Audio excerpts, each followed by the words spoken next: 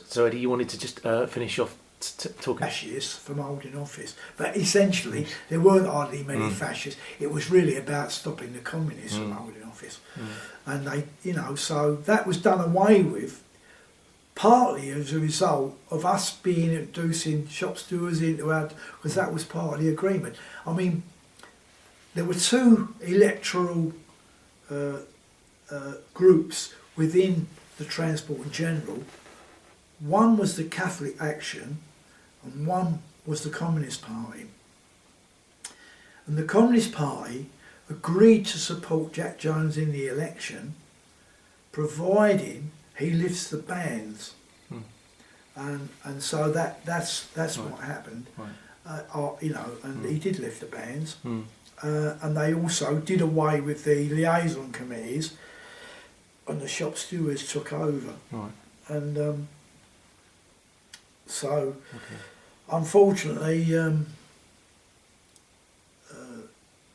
Dashi didn't make the chairman of the new shop stewards because it incorporated a lot of new people, and he didn't make chair. And I think he, in a way, he finished up a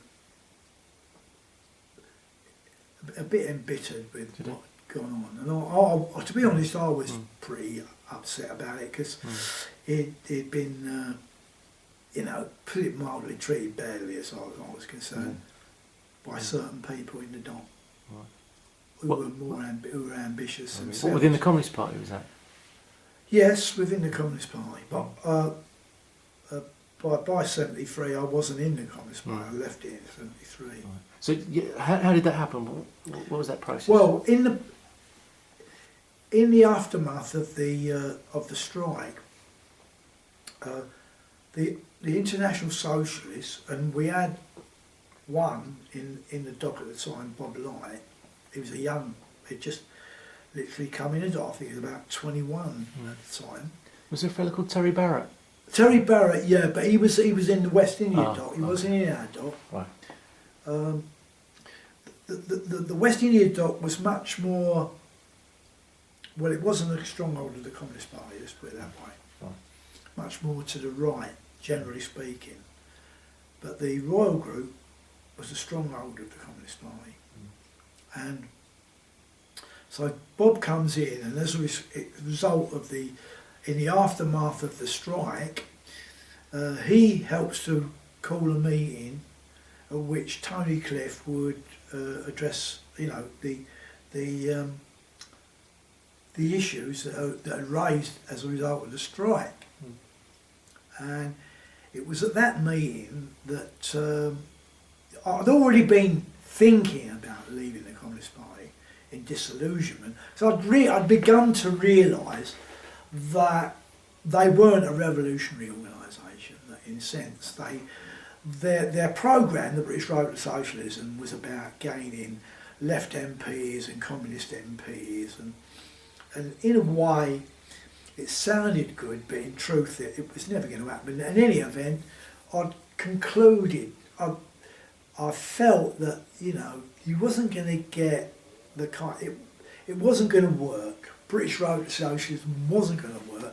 There was no such British Road to Socialism, and it bred all sorts of other roads. The African Road to Socialism, Arab Road to Socialism. It was all a nonsense. There's only one road to socialism, and that's revolution. And so I was quite impressed with Cliff. Now, one of the things that impressed me about him, I can't remember the whole of the meeting. It was all about the, post-mortem on the 1972 dock strike. But one of the things he said really, really impressed me, because he said he explained what they were trying to do in International Socialists, and he said, we want to build an organisation that can carry, together with the working class, can overthrow the system in order to introduce a socialist society and all the rest of it. And he said, this is the key thing, he said, if the International Socialists fail in that, we'll have to start again. We'll have to pack up and start again. And that really impressed me, because that's the way I felt about things. If the organisation its developments in tendencies are no good, then what are you in it for? You're only in an organisation who's built for its purpose, which is to change the society. Because, you know, if you don't think the society needs changing, I suggest you have a walk round Kensington and then you have a walk round bloody Newham and see. And if you can't see the difference, you are blind, right? We need to change the society. We want less of Kensington and less of Newham. We want something a little bit reasonable for the people of Newham and a little bit less, you know, bountiful for the people of Kensington. Or not, or that's the generalisation, because there are people in Kensington who are poor as well. But generally speaking, what I'm describing is the poor, the way that ordinary people live and the way that the rich live. And we need to do away with the rich, you know, do away with the richest system, because it is their system. They buy and sell Parliament, they buy and sell the MPs in Parliament who are supposed to be your representative. The representative, who do they represent? Do they represent the landlord or do they represent the tenant? They can't represent both, you know, but essentially they represent the landlord. Do they represent the back factory owner or do they represent the worker? They represent the factory owner. So don't let's kid ourselves. Don't matter how good you think you are when you go as an MP, and I think of people like Dennis Skinner. In the end, they become a caricature, a laughing stock, because they pretend that they are helping to change the system and they're doing no such thing. They're just picking up the tab. That's all they're doing. Do you think events in Eastern Europe, did that have an impact on your change in your, you know, political position over the Communist Party? Sorry, would you? Events in Eastern Europe, you know, the Czechoslovakian events. Oh, yeah. I mean, I remember having a discussion with Jack Dash.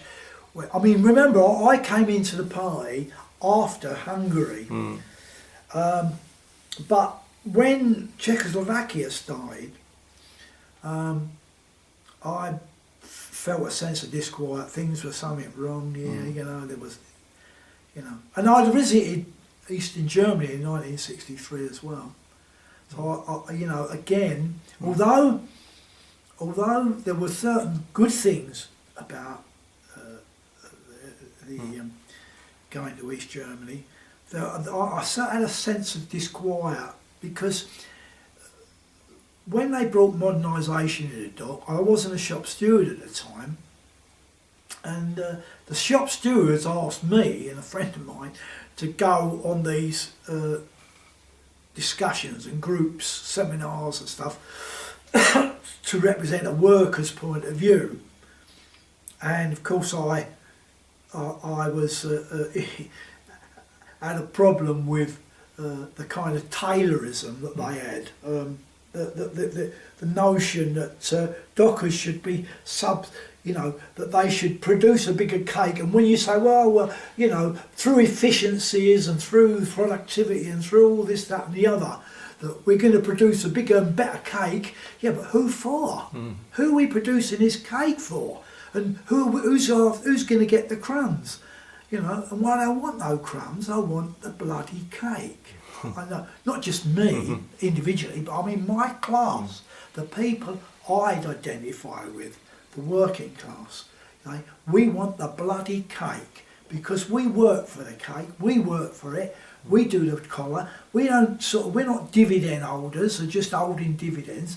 We don't, you know, these are the people I think are the salt of the earth. Not, you know, I'm nothing against anybody as a human being, but they've got to start out the same as all the human beings. We're all human beings. We all have to work together. We have to produce the cake together, and we have to share it equally. Otherwise, what's the point? You know, in a world where it clearly isn't, people starve every day of the week. All around the world, people are starving. That is capitalism for you. And when there are wars, that is capitalism that are creating those wars. You know, they're arguing about the cake, their share of the cake. You know, the British capitalists and the, you know, the Ukrainians and all the rest of them, they're arguing about who gets what. And no one argues for the working class. And I always feel that we need an organisation that speaks for the working class. Did you find it hard to leave the Communist Party? Was it a difficult thing to do? No. Once I realised, it's like saying, you know, if you want a car, what kind of a car you want? Do you want a sports car? Well, we'll build a sports car. You know, do you want a lorry that carries stuff? Yeah, we'll build a lorry. We can, in other words, we can design whatever car or whatever vehicle we need to do a particular job. When you design a political party, it's there for a purpose, to do a job. I want a party that's going to help to transform the society that I'm living in, to produce a better society. I mean, no one ever says, where is the medieval party? Whoever says, oh, we're going to fight for feudalism today, you know? And in the future, people in a socialist society would find it absolutely madness to say, oh, we want to bring back capitalism, what, bring back poverty, bring back starvation. That's what's on offer, that the capitalism offers. So we've got to put a stop to it, you know, the working class. I'm talking about the working, because that's one of the geniuses of that Marx understood, that the working class was the vehicle for changing society, and so we have to, as workers, band together in trade unions, but also in a political party, to transform the society we live in, to make our lives much more better and comfortable. So when you joined the party, did the SWP, or sorry, the International Socialists at the time, did it change your activity? What were you involved in? No, well, first of all, what it did give me is even a better education. You know, I mean, I won't ever say that being in the Communist Party was a waste of time, because it wasn't. It gave me an education, a political education. But the IS gave me an even better political education, because it had certain ideas about what passed as socialism, i.e. the Soviet Union and the so-called people's democracies, which weren't democracies, and that were supposed to represent the working class, which didn't represent the working class.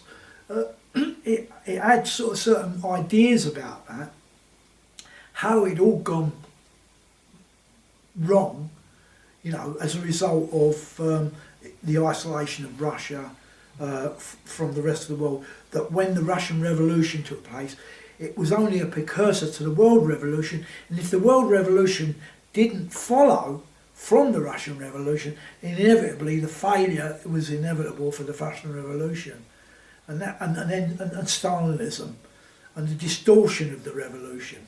So that's what the you know, the Cliff and the thinkers, Harman and people like that, gave to me. They also made me understand the way the crisis develops. You know, particularly Harman. You know, the falling rate of profit, how that affects the way the system goes into crisis, and leads to other crises within the system. But the initial crisis is the falling rate of profit, and those sorts of things were absolutely critical for any decent political understanding. And you were involved in organisation in the docks to stop the fascists getting a foothold again in the docks, weren't you? Yeah, and that's what we did in the. I mean, we were very well aware of the role that the fascists had played in the Enoch Powers issue.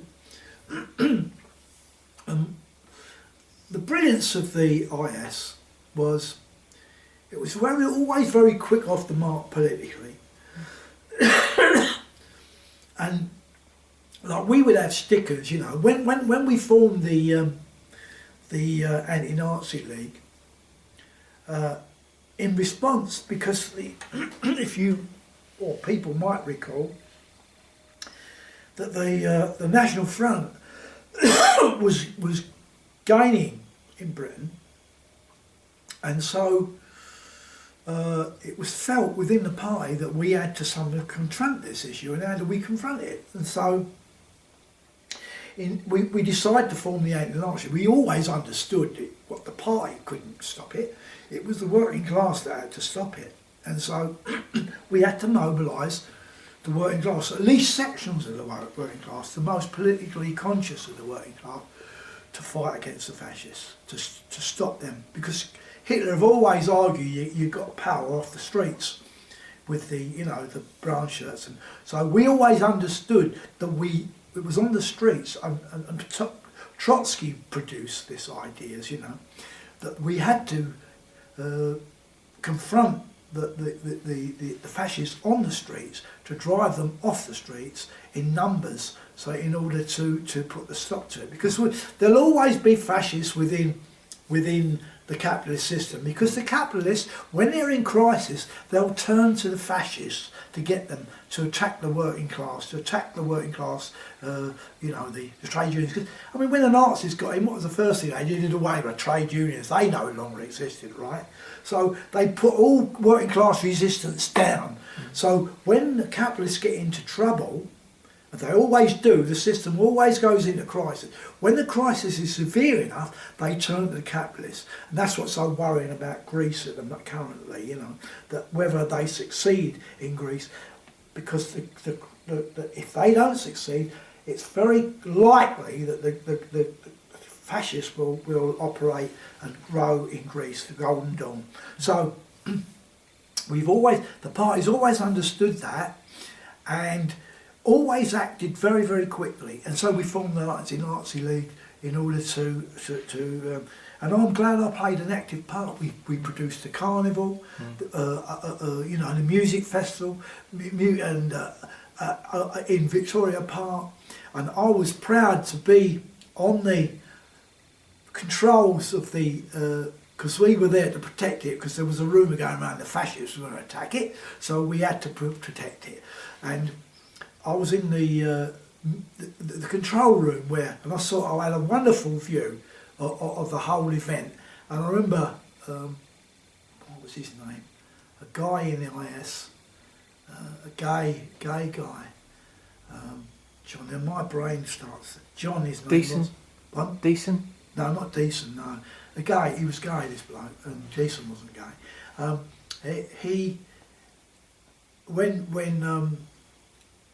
When what's his name sang Glad to Be Gay? Robinson.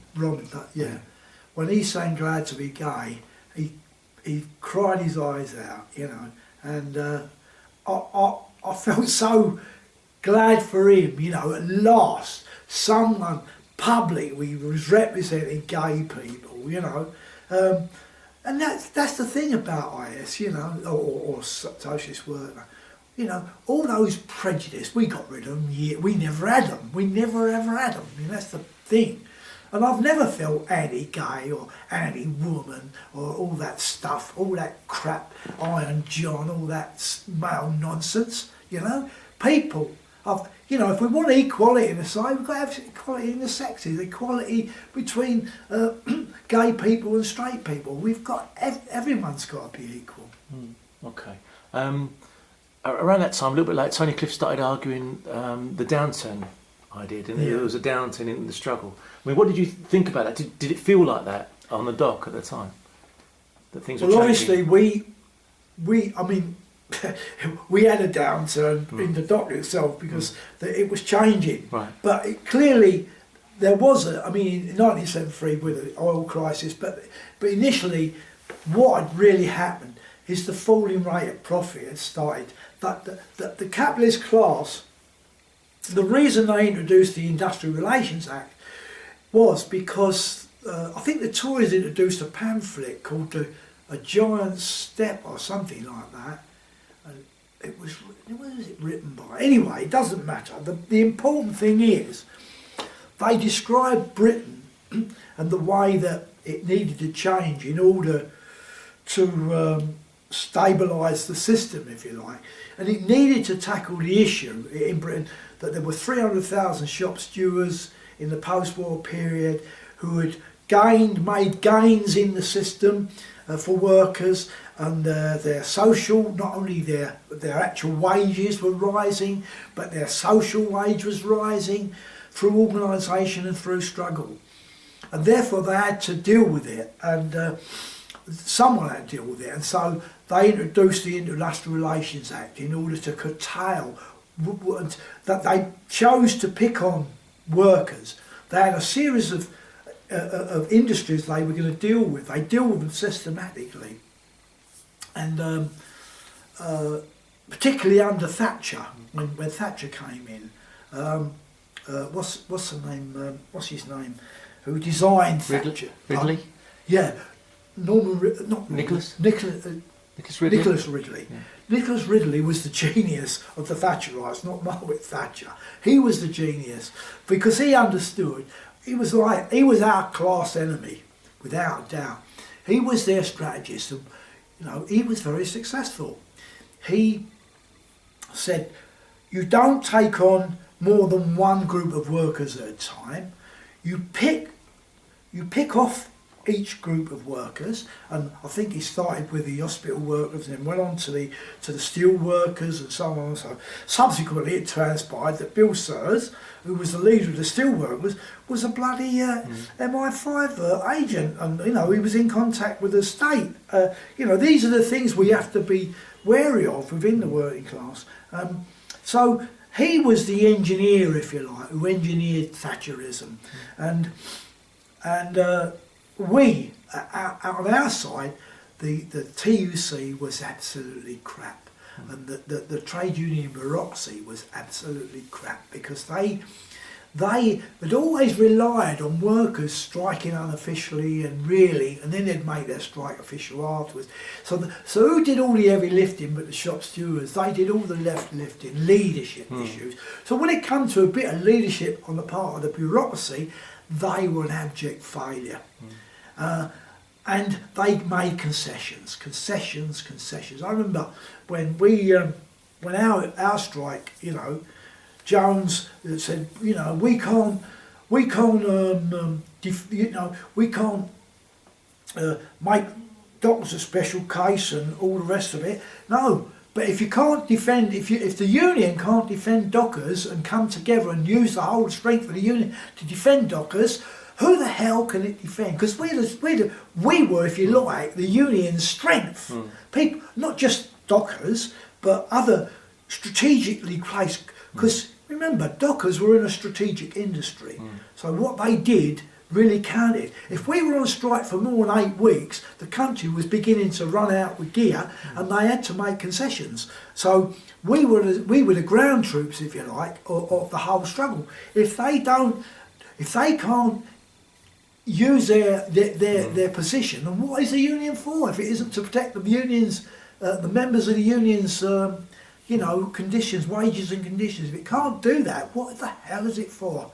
So they were absolutely disgraceful. The Trade Union Congress was absolutely disgraceful in the whole issue of fighting Thatcherism. They made concession after they waffled on. They made plenty of rhetoric about what they were going to do, but when the push came to shove, they made concession after concession to Thatcher. It wasn't so much Thatcher that won the day, it was the failure of the bloody trade union bureaucracy to give leadership to workers to protect them. When the miners' strike took place, that was the biggest mistake that the trade union leadership ever committed. They were treacherous to the miners, treacherous to Arthur Scargill. Although I've got political differences with Arthur Scargill, nevertheless, he was the best leader of the trade unions this country had seen up until that date. He had his weaknesses, because he'd been an activist on the floor, so he weren't a trade union leader who had never led anything. He led, from the below. He led in his local as a young miner and everything. So these were the big battalions, the miners. Were big battalions. You let them go, what have you got? It's like giving away the family silver, isn't it? What are you doing? Are you mad or what? But they don't care because they've got their pensions, they've got their expenses and good salaries. I mean, what is the leader of the Unite getting about I don't know, 160, 200 grand a year. What on earth is that all about? What sort of work is he? You know, it's madness. But we've got to learn these lessons. The ordinary workers have got to learn. Okay. So when the miners' strike started, then what did you think then at that time? Well, support. I mean, we'd always supported miners. We supported miners in 1971 when they got on strike. In our dock, we used to collect. We gave every gang a collection sheet. Every gang every week would collect money for the miners. We'd gather up. Every Friday we'd go around collecting all the money off of them, and we'd take it straight down to the Kent coalfield, and that's what we would do every time. This in '84 was this, or in this was in 72 and again in '84. Right. We did that. In '84, I personally, you know, not me personally, only Barbara and. We put miners up in the house. We had about 5 miners staying with us. We did everything. We went on local committees to try and raise the issue of the miners. We collected money for the miners. We collected food for the miners. We tried in every way we could, and we collected. We did the same thing with the steel workers, with every group of workers you can imagine. In the dock, when I was a shop steward, people would come and visit. Other workers would come down, you know, from Kodak and places like that. But the pet makers of frozen peas, and they'd come down and they'd ask us if we could help. Nurses, I've taken nurses round the dock, talking to the doctors, letting us and collecting money for. We even struck for the nurses. We came out on strike for the nurses. That's how bad doctors were. They were bloody good blokes, good men, you know, who'd been ruined by their trade union leaders. What about the party in the docks? Was the party arguing for solidarity strike action, you know, with the miners? We were, but unfortunately, the trade union bureaucracy again. The first thing I did, I was a shop steward. I'm talking about the 1984 miners' strike now. The first thing I did, there was a group of miners. I heard that there was a group of miners in Tilbury. Were in Tilbury and were picketing the power station. Right. I immediately went over there. I spoke to them. They're all young miners. Most of them had been miners during the 1972. They had very little experience. And I said to them, look, do yourself a favour. You've got to get as many workers in support of you as you possibly can. Not just miners. You need the support of other workers. You're going to need the support of the power workers for a start, because that's who you're picking. So I said, come over to our dock, I'll take you round, introduce you to men, get you a meal over there, and we'll build a liaison between you and the men inside the dock so that we can make the arguments about supporting miners and all this. Unfortunately, the Communist Party by that time had been, you know, they'd got engulfed with Euro communism. They weren't a class, you know, orientated organisation at all. By that time, their philosophy had completely worsened. And so I understood that the Communist Party bloke had come there, another miner or official or wherever it was, and told them, I'll take the notice of that and all the rest. So they never did it, you know. So we never really built the solidarity that was required if they were going to win. We could have built it. It could have been done. Give credit to some of the railway workers because they supported them all the way through the strike. Bloody good. And it didn't have to stay at the railway workers. What it required was first of all the TUC to actually do it, you know, to organise it, but they wouldn't do it. The bureaucracy, they're too in league with. You see, the way the whole system works, it's a corrupt system. For example, MPs, a lot of them, who are ex-ministers, they'll get jobs within the ministry. Somebody, say you was in a health ministry, you find them working in pharmaceuticals or something, you know, after they did, because they've been bought. You'll find the same thing happens in the trade unions. Like Bill Morris, who was the first black trade union leader in Britain, where was he? He was on the board of the Bank of England. He didn't get a salary, but he got expenses. Expenses, right? What did Bill Morris know about high finance? He knew about as much as my little finger, but he was getting expenses so the Prime Minister or the state can literally buy people.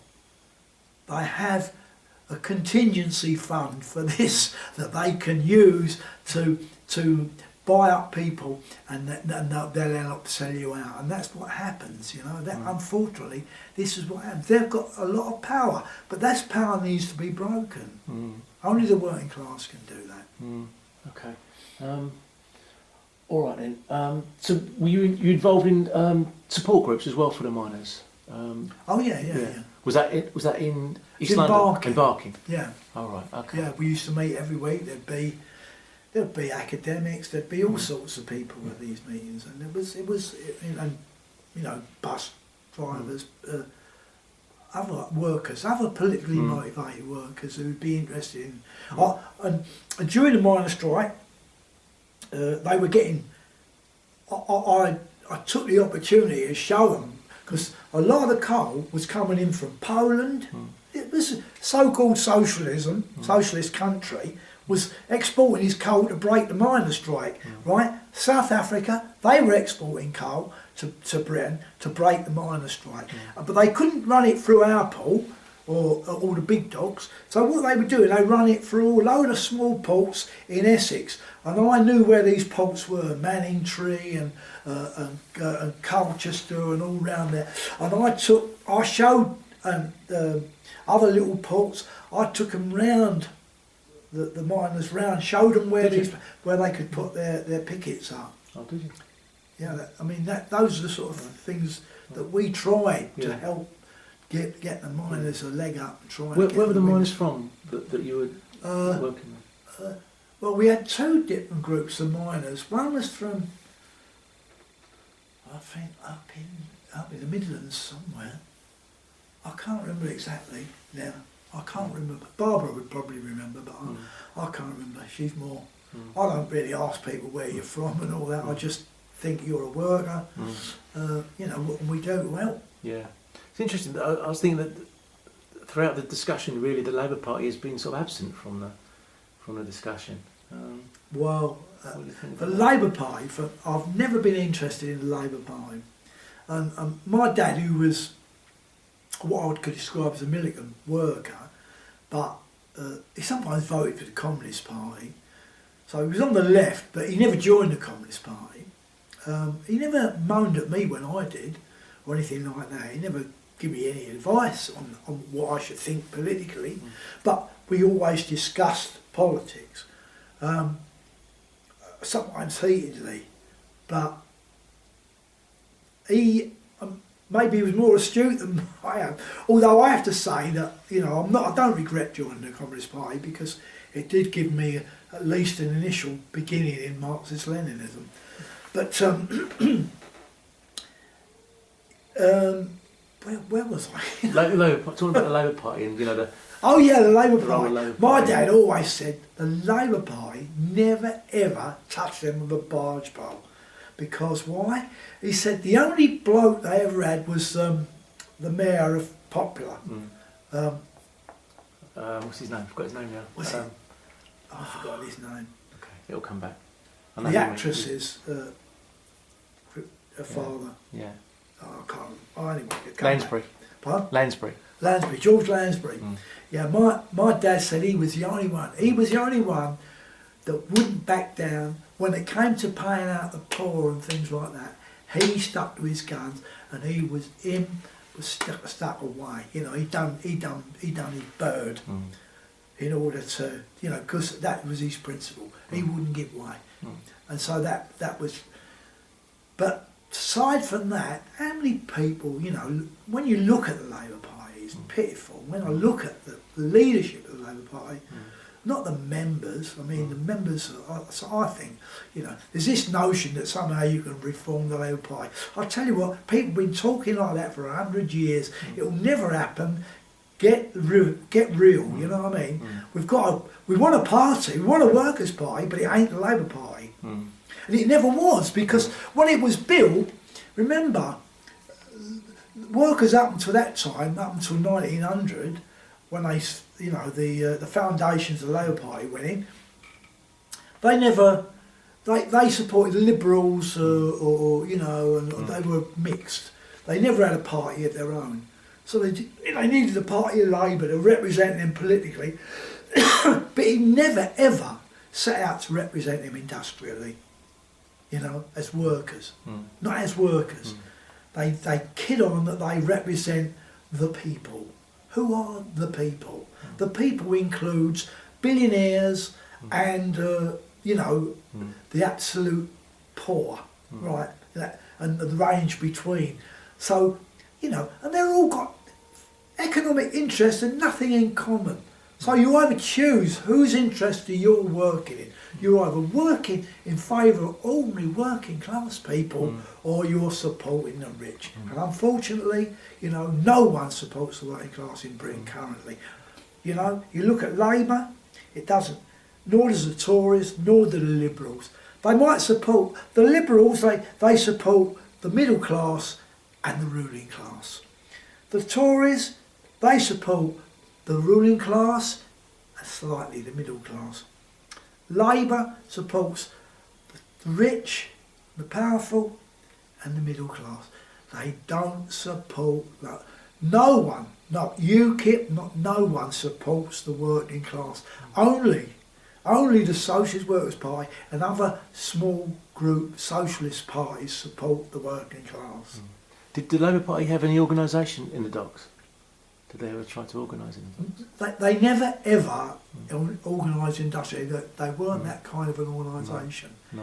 It was always purely a political organisation. It wasn't industrial. Did they have influence? They must have had members in the docks. Though. Did they they had members. Yeah. They had members. Did they? But they never had a branch. No. They never sold a paper. They never. The only paper there that ever was the Daily Herald, which was owned not by the Labour Party, but by the trade union movement. And they sold that, and it became the Sun. That, in a way, that's a measure of the Labour Party. The Sun is an exact measure of the Labour Party because it went from being a party of the trade unions to a party to whom? To a party of the rich and powerful, the Murdochs of this world, the Page 3. This is what it became. It's a caricature of what it was. And it's sad, and it's really sad that it's happened, but it happened. And this, in a way, this is what's happened. They've become corporates. If you go to a Labour Party conference now, what are you faced with? Corporates all around. They actually pay for all this. Because why? Why do they pay for it? Because they know they have to work with Labour in the interest of capital. They do. And that's the sad thing about it. And people have got these illusions in Labour. It's ridiculous. But you must have had to work alongside Labour Party members, in the course of your political yeah, absolutely. Yeah. Fought with them, argued with them, and all the rest of it, yeah. Was that a difficult thing to do, or? No, not when you're fighting. Not when you're fighting. It's not difficult. Yeah. And in a way, what do we say about strikes? Strike opens people's heads to new ideas. When you're on strike and the police threaten you, you could spend all day long talking to workers about the role of the police in society and how they represent capitalism. They're the force behind capitalism, right? You might have a nice copper. I used to have a copper. I used to live by John. He was a lovely bloke, I used to borrow his ladders if I couldn't get him. I got me keys or something, and he was a nice fella.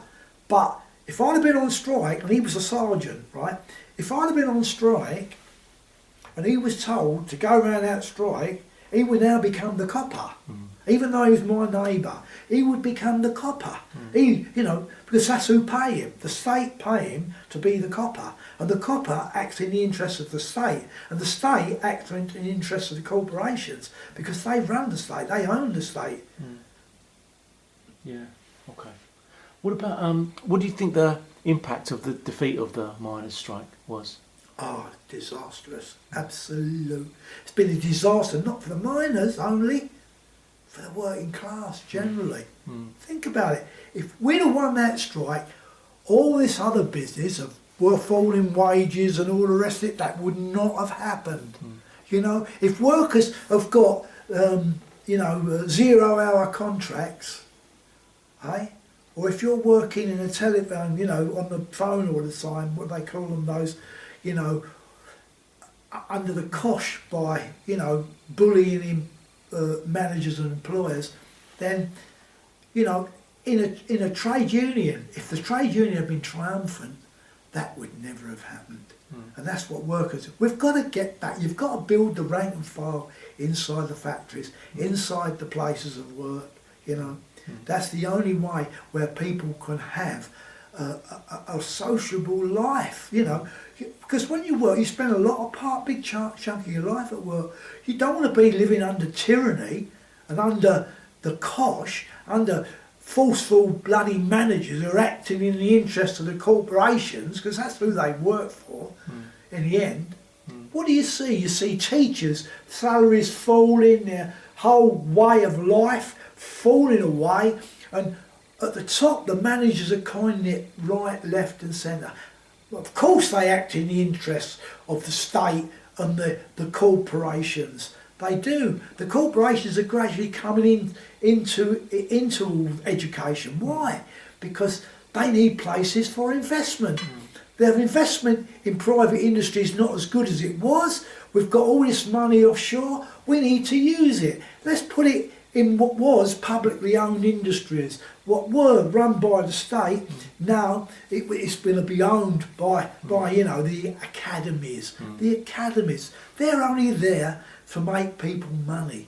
The rich to make them richer. The academies, they're not there to make the people who learn them richer in their knowledge of how the system works and how people live and should live. But no, that's the way it goes, isn't it?